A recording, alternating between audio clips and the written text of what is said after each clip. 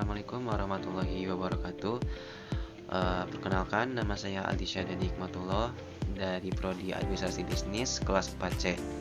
Di video kali ini saya akan menjelaskan kembali hasil dari wawancara kelompok saya, kelompok 2 di Bilal Bakery, yang tepatnya di daerah Cimuncang.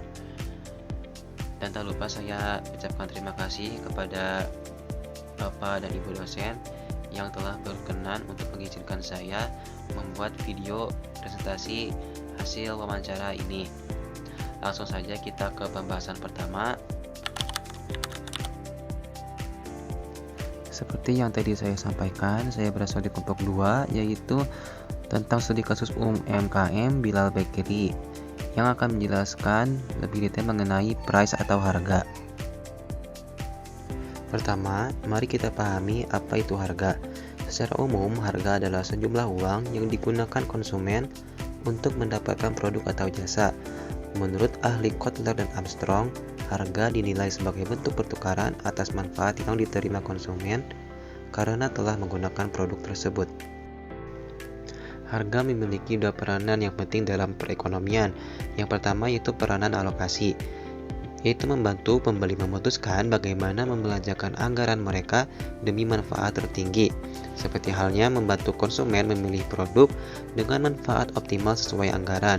Yang kedua, yaitu peranan informasi, di mana harga seringkali dijadikan indikator kualitas suatu produk oleh konsumen. Peranan informasi juga menjadi acuan atau indikator kualitas produk di mata pembeli. Selanjutnya yaitu ada metode penerapan harga. Menurut Pandi Ciptono, ada 4 metode utama dalam menetapkan harga. Yang pertama yaitu berbasis permintaan, menyesuaikan harga dengan selera, kebutuhan, dan kemampuan beli konsumen. Yang kedua, berbasis biaya, menghitung total biaya produksi lalu ditambahkan target persentase keuntungan. Yang ketiga yaitu berbasis laba, menetapkan harga khusus demi mencapai target keuntungan atau balik modal yang ditargetkan di bisnis. Yang keempat yaitu berbasis persaingan, menentukan harga dengan memantau atau menyamakan harga kompetitor sejenis di pasar. Selanjutnya yaitu tujuan penetapan harga.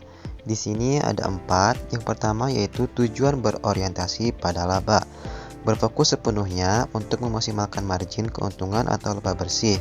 Yang kedua, tujuan berorientasi pada volume, menitik beratkan pada kuantitas perjualan atau bagaimana agar produk cepat laku dalam jumlah besar. Yang ketiga, tujuan berorientasi pada citra, membentuk image tertentu di mata pembeli, seperti kesan premium atau ekonomis lewat harga. Yang keempat, tujuan stabilitas harga, menjaga agar harga pasar tetap stabil dan menghindari terjadinya konflik perang harga. Selanjutnya yaitu prosedur penetapan harga. Di sini ada 6. Yang pertama yaitu memilih tujuan penetapan harga. Tujuannya menentukan arah utama, apakah mengejar laba, volume, atau eksistensi pasar. Yang kedua, menentukan permintaan, mengukur seberapa besar ketertarikan dan kemampuan beli konsumen terhadap suatu produk. Ketiga, memperkirakan besarnya biaya, menghitung seluruh pengeluaran tetap dan variabel selama proses produksi berlangsung. Keempat, menganalisis harga dan biaya persaing, yaitu membandingkan nilai produk kita dengan harga yang dipatok oleh kompetitor. Kelima, memilih metode penetapan harga, menentukan basis metode yang paling cocok berdasarkan poin-poin sebelumnya. Keenam, menetapkan harga akhir, yaitu memutuskan nominal final harga jual produk yang siap dilepas ke pasar. Sekarang kita masuk ke objek studi kasus kita, yaitu Bilal Bakery. UMKM ini bergerak di bidang bakery dan dessert di Sukabumi, tepatnya di bawah Terminal Sukaraja, serta memiliki cabang di Purwakarta. Berdiri sejak tahun 2010 sebagai pengembangan dari usaha keluarga Alam Jaya yang telah berdiri sejak awal tahun 2000-an. Nama Bilal diambil dari nama anak pertama pemilik usaha. Bilal Bakery menjual berbagai produk seperti roti, donat, dan dessert lainnya yang kekinian dengan jumlah pekerja sekitar 12 orang. Berdasarkan hasil wawancara, kita bisa mengetahui dua hal penting. Yang pertama, yaitu mengenai cara Bilal Bakery menentukan harga, yaitu dengan merinci 6 komponen utama. Misalkan, biaya bahan baku, menghitung total modal pembelian tepung, telur, dan bahan utama lainnya. Yang kedua, yaitu biaya produksi, memperhitungkan upah tenaga kerja serta operasional harian. Ketiga, packaging atau kemasan, memasukkan biaya kotak, mika, atau plastik membungkus ke dalam harga jual. Keempat, biaya penyimpanan, memperhitungkan biaya ruang atau lemari pendingin untuk menjaga keawetan bahan. Kelima, margin keuntungan, menentukan persentase laba bersih yang ingin diambil dari setiap produk. Keenam, kisaran harga produk, menyesuaikan harga akhir agar tetap masuk akal bagi konsumen. Adapun yang kedua, yaitu mengenai strategi Bilal Bakery dalam menghadapi persaingan harga. Yang pertama, yaitu membandingkan harga pesaing, memantau pasar agar harga mereka tidak terlalu mahal atau terlalu murah. Kedua, fokus pada kualitas, menjamin rasa tetap enak agar konsumen tidak keberatan dengan harga yang dipatok.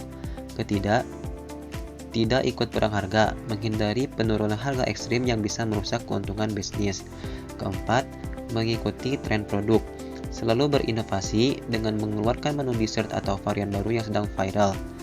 Yang kelima, menciptakan ciri khas produk, membuat produk yang rasanya unik dan tidak bisa ditiru oleh kompetitor lain. Selanjutnya yaitu analisis strategi harga. Di sini ada 5 bagian. Yang pertama yaitu penetapan harga berbasis biaya. Artinya, usaha ini menghitung rinci pengeluaran produksi agar harga jual tidak merugi. Kedua, harga kompetitif. Mereka mematok harga yang bersaing sehat di pasar tanpa menjatuhkan kompetitor.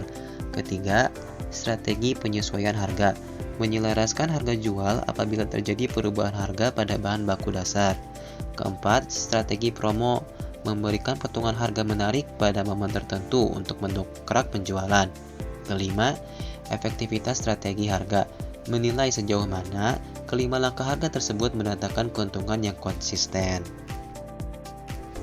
Nah, jika dilihat dari perspektif agama dan etika bisnis, Bilal Bakery telah menjalankan usahanya dengan menerapkan 5 prinsip kebaikan utama.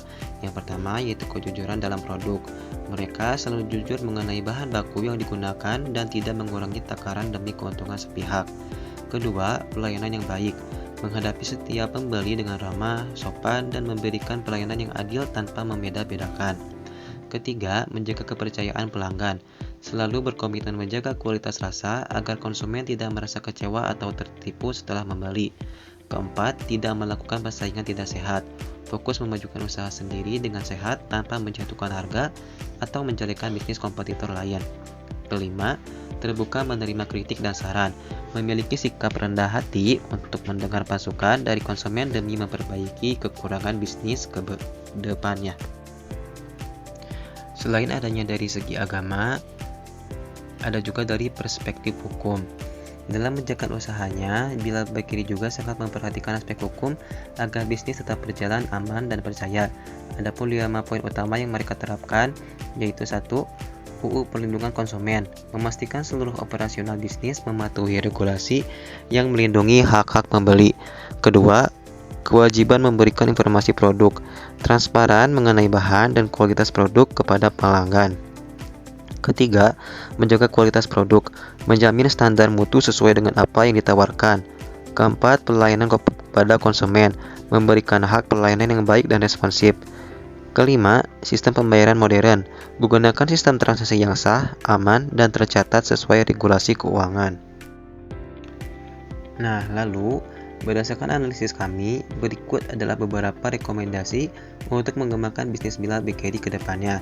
Yang pertama, yaitu memperluas promosi digital, mengoptimalkan pemasaran melalui media sosial agar jangkauan pasar lebih luas.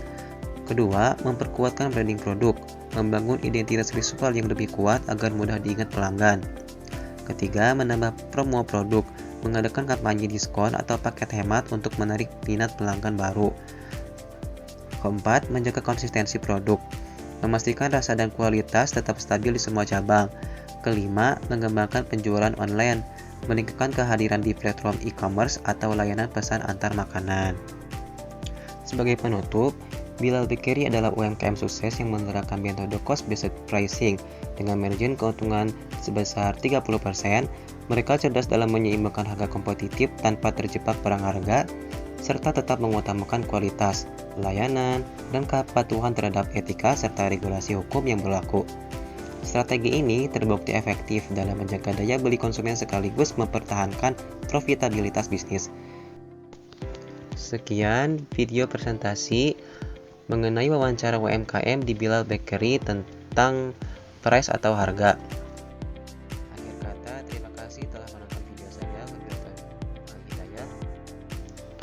Akhir kata, terima kasih telah menonton video saya.